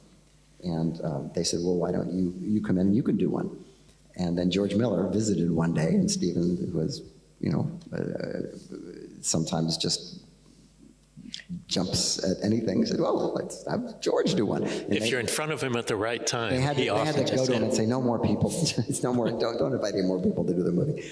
And so I got to make, because there was an accident on the movie early on, the Warner Brothers people were very afraid of the picture. They didn't really want to have much to do with it, but they still wanted to make it because it was a Steven Spielberg movie. And so they left George and I completely alone to do our episodes. And we thought, boy, this is a pretty good deal. Here we are at this big studio.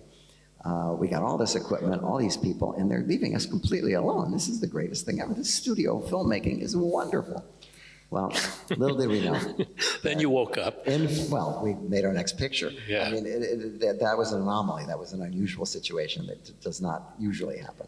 But back to the Twilight Zone before we leave that really combined your talents as a cartoonist and your interest. I mean, Gremlins has a lot of Warner Brothers cartoon influence, but this was so vastly animated movie as live action. Well, this was because the studio insisted that the Twilight Zone movie be made up of remakes of episodes of the television show. And I thought this was a terrible idea, because I said, this is a beloved television show, or you wouldn't be making this movie. People know these episodes, and they're all dependent on O. Henry twists at the end. So why would you want to remake episodes where the audience immediately knows where it's going? And they said, no, that's what we want to do. So I figured the only way around that was to take an episode and go back to the original source novel or short story, and try to reinterpret it in a way that the audience wouldn't notice until at least the middle, which episode it was a remake of. So the episode I did was called It's a Good Life, and it was the one where Billy Mummy is living on a farm, and he's got these magical powers, and he can make people, he can wish them into the cornfield, and he can turn them into jack-in-the-boxes, he can do whatever he wants. Because everybody's terrified of him, and they're always being obsequious and telling him how wonderful he is. And it was really a wonderful episode. And it was daunting, because like, you know, I have to do something completely different. So luckily, Richard Matheson, who was one of the original writers in the Twilight Zone, was assigned to my episode, and we came up with a new way of doing this magical kid thing by turning him into a cartoon freak, so that when he picks up this school teacher lady and takes her to his house, which is like, almost looks like an animated house, and he goes inside, there are all these people in there who he's keeping trapped, people from his life, who he keeps trapped in this cartoon world, and they can't leave. And so we were able to structure the entire episode around the clips from Warner Brothers cartoons that we owned, and all the music from the Warner Brothers cartoons, which is pretty specific. And it turned out to be a very offbeat studio movie. And when you combined it with George Miller's episode, which is a remake of the Gremlin on the Wing story, which was the most thrilling set I've ever been on, in the sense that it was a real airplane hanging in a soundstage with wind, and a guy in a monster suit, and it was really great. And George did a wonderful job with it. Anyway, when the picture came out, he and I ended up getting all the kudos, and John and Stephen didn't. So and they were the producers. And they were the producers too. But it was good for both of us, and that's when George did his next picture, which Warner Brothers gave him a terrible time with, and then I did Gremlins, which I can't say they gave me a terrible time, because there was always Steven Spielberg in between me and the studio. He was your buffer. He's the buffer, and that was the great thing about working at Amblin, was that you were making a studio movie, but you were making it under the umbrella of Steven Spielberg and his producers, Kathleen Kennedy and Frank Marshall, and they were there to help you and protect you, and to try to get you to make at least the movie you wanted to make up to the point of the preview. And unlike most previews, an Amblin picture would preview in a finished version. It would be cut, it would be timed, it would have real music on it that's going to be in the movie, and it would look like a finished picture. Most previews were work prints with scratches and crayon marks on them, and temp music, and they looked very rough.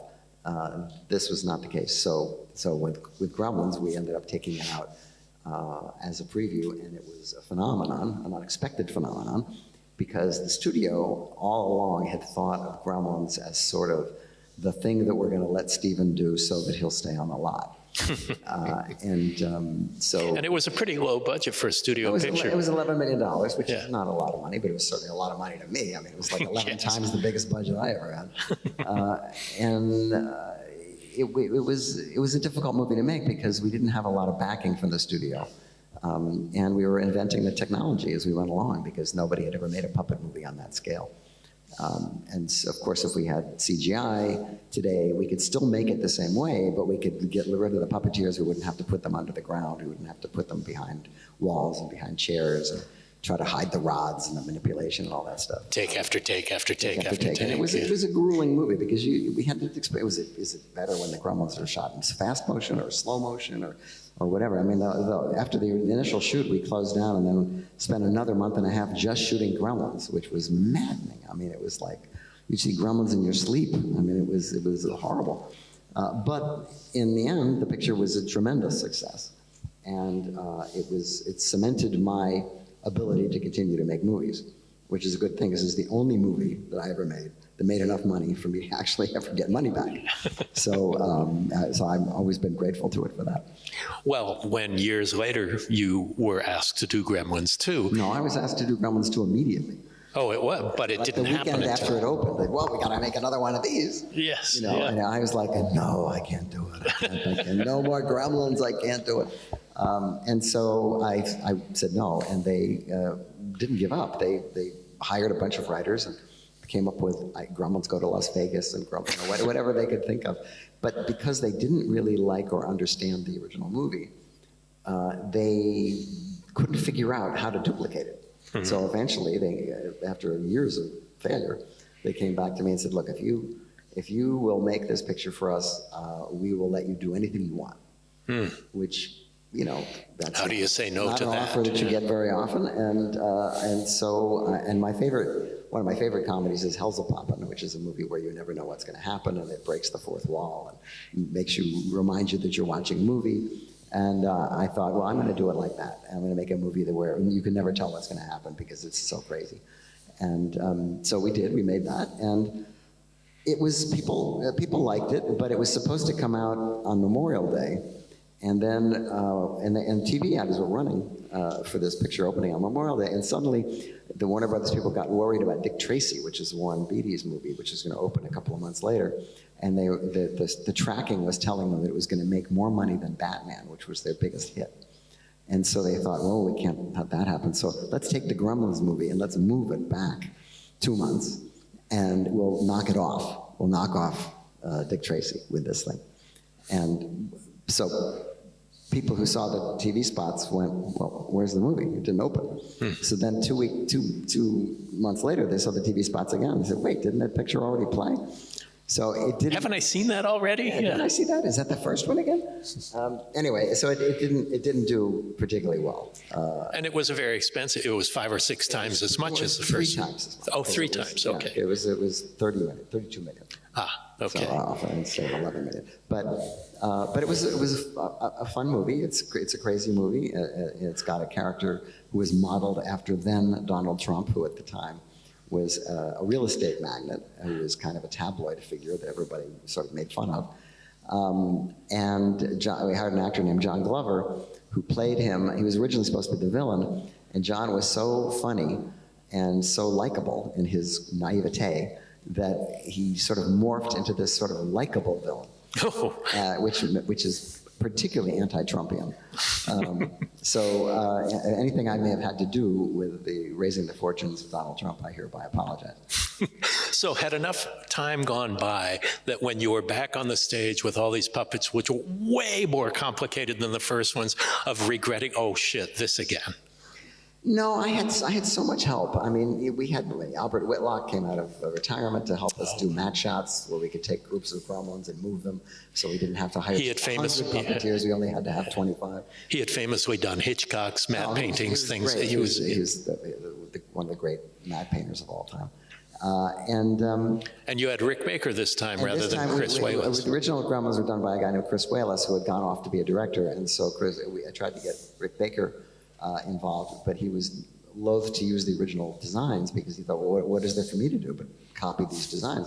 And so we came up with a subplot about a genetics laboratory in this big Trump Tower-like building that the movie takes place in, where Christopher Lee is this mad scientist, and he is working with all sorts of stuff that turns animals into strange things. And so all the different gremlins that come out of it are different types of gremlins. They're all different designs. There's a girl gremlin, there's an electric gremlin, there's a whole bunch of different kind of gremlins. And Rick was able to design all of those things, and so that made him happy. So it was great. And every single one of those characters is currently still being merchandised by Warner Brothers with these figures that are made in Japan that are actually really nice. So you often have creature work in your shows. When you did Amazing Stories, the Greeble was created by Rob Bottin, who had done The Howling for you, and inside was Don McLeod, who was TC in The Howling. Yeah. That's true. And the episode, I did an earlier episode called Boo. Okay. The one that I did that Mick wrote was called The Greeble. And it was about a woman who throws away her little kid's storybook. I thought personally it worked better with comic books, but it's a storybook.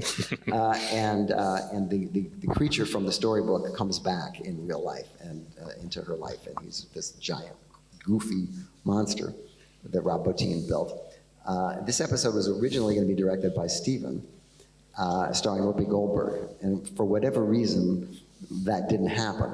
And so they asked me, since Rob was working on it and had spent a lot of time on it, and had worked with me, they asked me to come in and do it.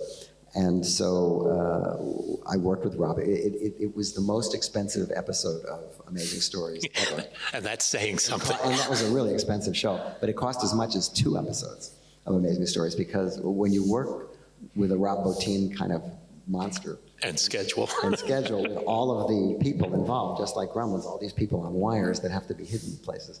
And a monster that has to get his mouth to move, you've got 5 people working on it. It's very time consuming. And so it took like a long time to do. And we had Haley Mills instead of Whoopi Goldberg, which is certainly the other side of Whoopi Goldberg. That's for sure. And she was very charming. And it was fun. It was a fun episode. But all my time at Amblin was really great. I mean, there was so much support. It was a filmmaker-friendly place. And you got the feeling they were on your side. It wasn't like working for other studios where you think they're trying to undercut you, or they're trying to make you do things that you don't want to do, or that they've changed their mind since the time they hired you about the movie they want, and now you've agreed to do this, but now they want you to do that. You didn't get any of that at Amblin. You got and you didn't have to work with Steven personally all the time, but he was always there. And he was always the last word on, any designs or that had to be approved or whatever. And he was an asset, yeah. And he was an asset. And he would leave you alone to do what you wanted, and then you'd bring him an idea, and then he would say, well, how about if we do this? And you go back and change it. It was very creative. And by and large, the movies that came out of Amblin at that period, Harry and the Hendersons and Batteries Not Included and those kind of movies, they're all the cream of the crop of that type of movie. You've done so many creature features. Are you drawn to that particularly, or is it a relief when you do something that doesn't have makeup effects? The thing is, being typed is not fun. I mean, I do enjoy making these kind of films, but at a certain point, there's a point of no return where you just go, well, I've really done this before, and you would maybe like to branch out and do something different. And I've been able to. I've been allowed to do that. I've made comedies, and I've made some dramas. I've done some odd things for television. But I am very identified with this genre, and it doesn't bother me. I don't mind going to a horror movie convention and having called a master of horror. It's fine.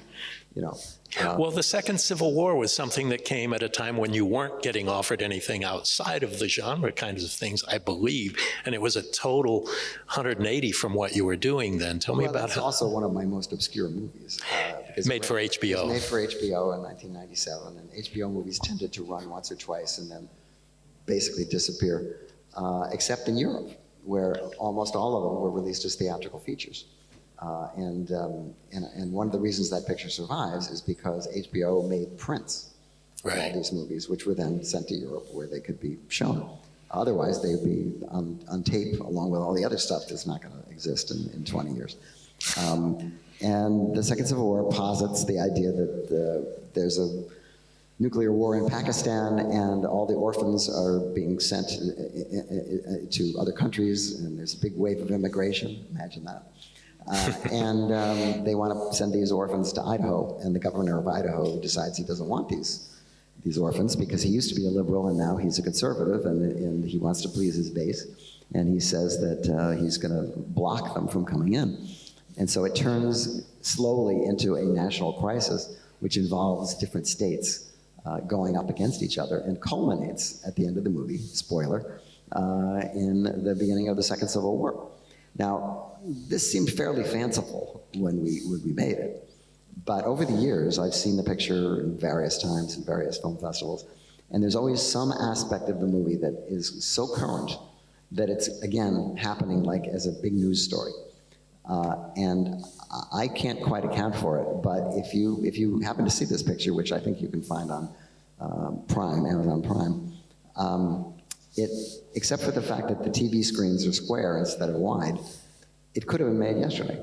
I mean, it's so up to date it's a black comedy basically, it's got a great cast, and it was a lot of fun to do. And I had some contretemps with HBO about certain aspects of the picture, but overall, I think it turned out to be one of my favorite movies. Well, one of my proudest eras as a producer is Masters of Horror. And one of the reasons is how an unshackled Joe Dante attacked a couple of really great stories. We talked about Homecoming a little bit already, but what's really striking about the screw fly solution is that it's really grim, and it kind of lacks the sense of humor that is representative of your work. Well, the screw fly solution is probably the least funny thing I ever did. And the reason is the original source material is about a plague that causes men to rape and kill women. And this is a story that was written by actually a female writer writing as a male, which is told in letters. And I had read it a long time ago when I was at New World, actually, and I thought, boy, you know, I'd like to make this into a movie. It's really powerful stuff. Now, having had actually made it as a movie and realizing how relentlessly depressing it is, I realized I could never have made it as a feature film. And one of the great things about Masters of Horror was that I got, the two things that I got to do for Masters of Horror, this one and Homecoming, were things I could never have done anywhere else. I could never have gotten funding. I could never have gotten a theatrical release or a TV movie or anything like that. Nobody would have ever made this material. And the charge of given to all the directors when we were asked to do the show was, we can't pay you a lot of money and you won't have a lot of time, but we will let you do whatever you want, you know, provided it's in the genre. And a lot of people did some really good work on that show, and I was very happy to do the screw fly solution, which again is, its misogyny is now so rampant that scenes in the screw fly solution that seemed, again, kind of absurd. Women being afraid to go shopping because they're being harassed, you know, by construction workers and all that. And then there's a religious aspect to it where it becomes almost a religion to do these terrible acts. It's pretty powerful, and it's again fairly obscure. It's not really well known, and certainly not as well known as my other amazing story. But I think it's something I'm really proud of. Well, even though you've done a lot of work in the genre, your films are not necessarily known for brutality. The one that goes there is Screw Fly. That's because it's part of the story. I mean, I was as surprised as anybody else how gruesome it turned out to be. But it's no Takashi Miike. Oh, yes. But you could do worse than give it a look. Where is Masters of Horror currently running? I don't know. It's on something. It's running on some streaming channel somewhere and easily found. It's not on Shudder, but I think it's on Tubi, which is one of the streaming services. Well, anyway, you'll find it. The video cassettes are all over the place. But yeah, it's an amazing one, and it's one of the grimmest ones on there. And we've already done a show dedicated to Nightmare Cinema, so we don't need to retread that ground. We're not going to talk about Nightmare Cinema? We certainly can if you like. We're talking about that every day and every hour and every minute of this entire visit? Well, the interesting thing about Nightmare Cinema is you were talking about Richard Matheson, who was one of the original writers on the Twilight Zone series and wrote your Twilight Zone movie episode. His son, Richard Christian Matheson, wrote amazing stories. He also wrote your episode, your segment of Nightmare Cinema. Yeah, and you know, and Nightmare Cinema is something that wouldn't exist if it wasn't for Mick, because he had the tenacity to just keep going and try to get this thing made in whatever way. It's morphed into various different things over the years. And the fact that we are doing this sort of press tour and promoting it at various festivals is a pretty impressive achievement, as I think Masters of Horror itself was a pretty impressive achievement. And if it hadn't been watered down into Fear itself when it went to the network, I think it would still be running, because there are so many directors, certainly the ones that work on my website, Trailers from Hell. We have a lot of horror movie directors, and they are always looking for some kind of cover to be able to make the things that they want to make. And I think they would all jump at the chance to do another short Masters of Horror series. But maybe this will become the show. You know, we hope that Nightmare Cinema becomes Nightmare it. Cinema might have a further shelf life. Yeah, exactly. We have time for a couple of questions before we wrap it up from the audience. So do we have anybody who come on up? What possible questions could they have? I mean, we've covered everything. We've explained everything from the beginning of life to... Oh, here we have one right here wearing a Black Sabbath t-shirt. Naturally, we're in Italy. Thank you. First of all, I would like to thank you for the howling that keeps haunting my nightmares and gives me... Giving. This is The Gift, you know, that's the name of the book that the guy, The Gift. And gives me inspiration every day. My question is, what was your worst day in the whole experience of making a movie, and what did you learn from it? The worst day. Boy, there's a lot of them. Well, there's things that can happen, like on The Howling, we went to a location and we discovered that it had been booked for the wrong day. And so we had to leave and go to another location where we weren't supposed to shoot that same thing, but we had to adapt it and try to make it work. And that happens a lot. But the worst day must have been, it wasn't the day that Chris Columbus brought his parents to the set and discovered that I had changed the ending of Gremlins completely. What about Explorers, maybe? Well, yeah. Explorers had some bad days. I guess maybe it was the day that I had signed on to do this movie, Explorers, and they said, well, you know, it'd be nice if it came out in August, and I said, and this was October of the previous year, and it was a complicated movie about kids who fly into space, and I said, well, you know, that's an awful. It's really a pretty tight schedule to get all this done by then. And they said, but it would be nice to have it out, wouldn't it? And I said, yeah, it'd be nice. Well, that meant, yes, I'll do it. Yes, it will be out. And so we piled on. The script wasn't finished. We were, you know, making up, putting concrete on the sets, and the kids were stepping in it and sinking because it was all so rushed. So we rushed through it. We finally got it to a point where we thought maybe it was going to work in the rough cut. And then the guys who hired me left and went to a different studio. And the new owners said, well, what do we got here? Oh, when is it supposed to come out? Oh, no, we don't want to. Put it out now. And I said, you can't put it out now. It's not done. It's a rough cut. He said, doesn't matter. Stop working. Put it out now. This is it. The picture's finished. Now, you got to realize that the incoming people in a studio don't want the previous people's pictures to make money or be successful because it makes them look bad.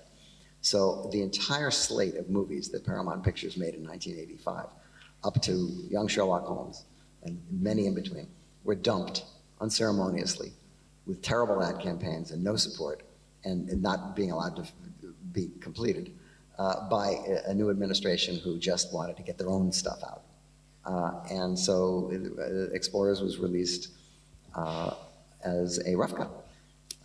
And there were many things that I would have done differently.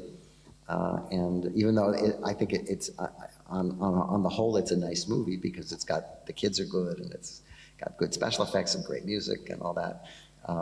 It just isn't quite what I had in mind. And I remember thinking that it would be great to be able to work in an environment where you could be on the same page as your employer through the entire movie. We have time for one more quick question, then we're going to wrap. Come on up, yeah. So, and thank you everyone for inviting us here to Lucca for this film festival. It's just been an amazing experience. Here you go. Hi, I always have this question, and it's a question about The Howling. This movie, you know, it was received not an award, a nomination for the Academy Awards in that period of time, and it was competing with An American Werewolf in London in the same year. So, talking about your film and also John Landis' film, my question is, what idea came first? You work together, you are friends, so it seems like you know very similar topics, subjects, and also you received both an Academy nomination, and also it was the first time that the award for makeup exists, right? Okay. Well, first of all, I think Rick Baker may have been nominated, but not Rob Bottin. The Howling was nominated. They did run a clip of The Howling that year on the Academy Awards at the beginning, which I was very impressed with, because it's the closest I ever got to an Academy Award, except when Interspace won a Best Special Effects Academy Award, that's as close as I'll ever get. But as far as The Howling goes, Rick Baker and Rob Bottin, Rick Baker and John Landis had talked about making American Werewolf for years. From the time Landis was 19 years old. Was 19. That's when he wrote it. And it just never came together. He never got it together.